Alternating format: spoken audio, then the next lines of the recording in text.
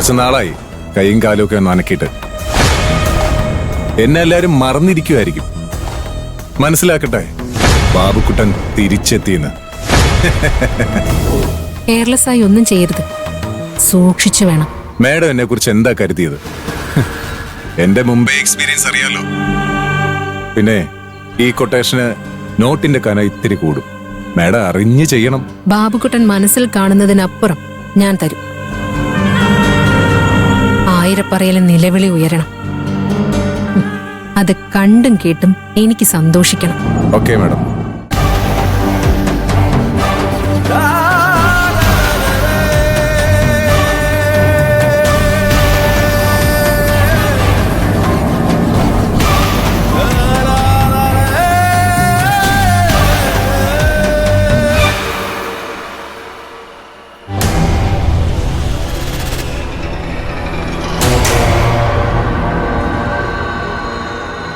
ബാല, നടന്നൊക്കെ നടന്നു. ഇപ്പോഴും നീ അത് ആലോചിച്ചിരിക്കുകയാണോ? അതേ ഗോവിന്ദ, ഞാൻ ഇങ്ങനെ ഒരു കടുങ്കൈ ചെയ്യാൻ മനസ്സുകൊണ്ട് ആഗ്രഹിച്ചിട്ടില്ല. എന്നാലും ഞാനിത് ചെയ്തല്ലോ എന്ന് ഓർക്കുമ്പോ എനിക്ക് എന്നോട് തന്നെ പുച്ഛം തോന്നുക. ബാല, കല്യാണം കഴിഞ്ഞ് എനിക്ക് ആദ്യം ദൈവം തന്നത് എൻ്റെ അശ്വതിയെ. വീട്ടിൽ ലക്ഷ്മി കടാക്ഷം ഉണ്ടായല്ലോ എന്ന് ആലോചിച്ച് ഒരുപാട് സന്തോഷിച്ചു. അത് കഴിഞ്ഞ് അരവിന്ദൻ ജനിച്ചപ്പോ സാക്ഷാൽ മഹാവിഷ്ണുവിന്റെ അനുഗ്രഹമായി തോന്നി. അതുകൊണ്ടാ അവൻ അരവിന്ദൻ എന്ന് പേരിട്ടത്. ഈ നെഞ്ചിൽ കിടന്നല്ലാതെ അവൻ ഉറങ്ങില്ലായിരുന്നു. എന്റെ വിരലുകളിൽ പിടിച്ച് അവൻ നടന്നു തുടങ്ങിയപ്പോ എന്റെ പ്രതീക്ഷകൾ വാനോളമായിരുന്നു. അത്രയ്ക്ക് സ്നേഹത്തോടെ കൊഞ്ചിയും ലാളിച്ചും വളർത്തിയ അവൻ ജീവനോടെ ഇരിക്കുമ്പോ അവൻ ഇരിക്കപ്പിണ്ടം വെച്ചു.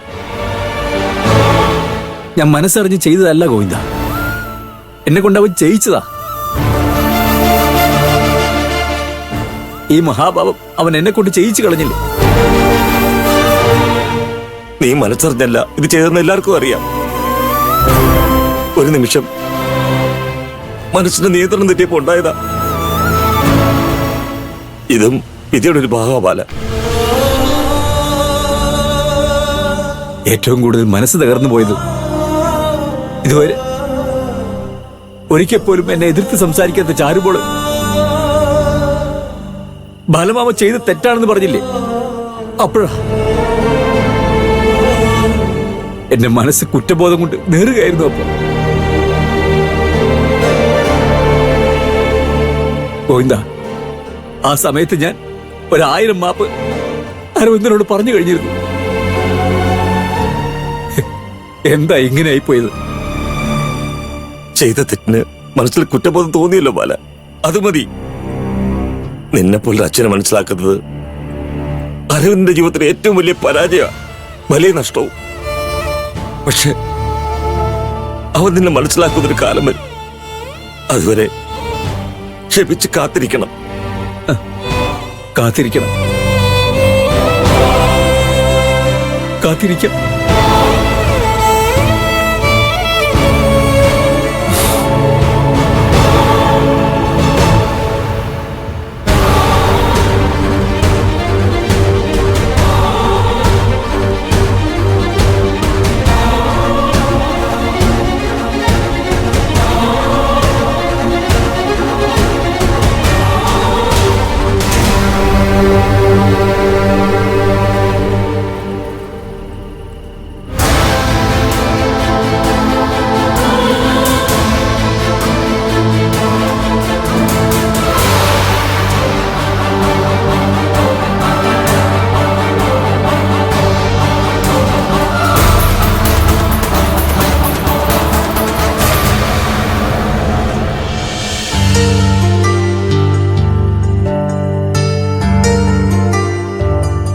ചേട്ടൻ എന്തായി ആലോചിക്കുന്നത്?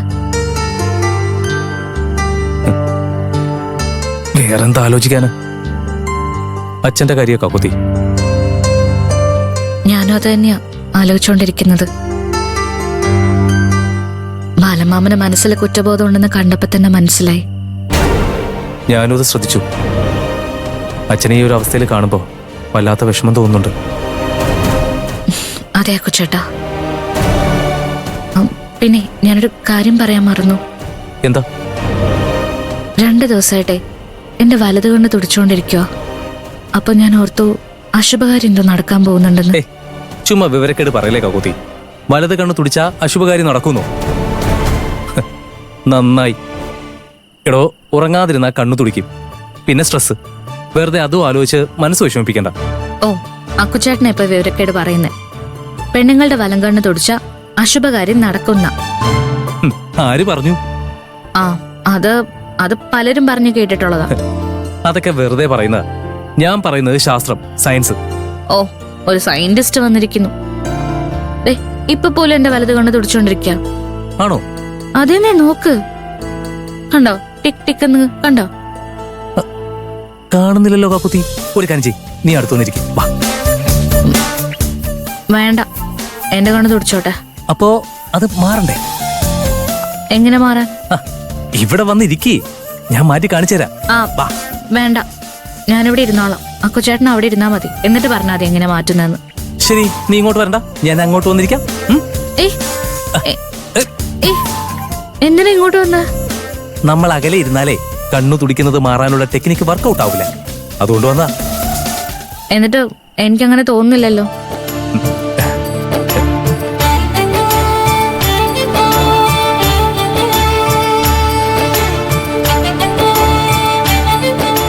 കണ്ണടയ്ക്കാതെ അങ്ങനെ തന്നെ നോക്കിക്കൊണ്ടിരിക്കേ. എന്തിന്? അത് നിനക്കിപ്പോ മനസ്സിലാവും.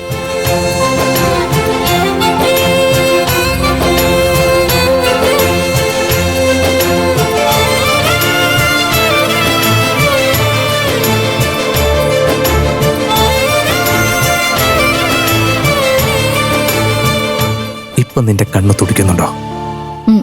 ഉണ്ട്. ഓക്കേ, ഞാൻ മാറ്റിത്തരാം.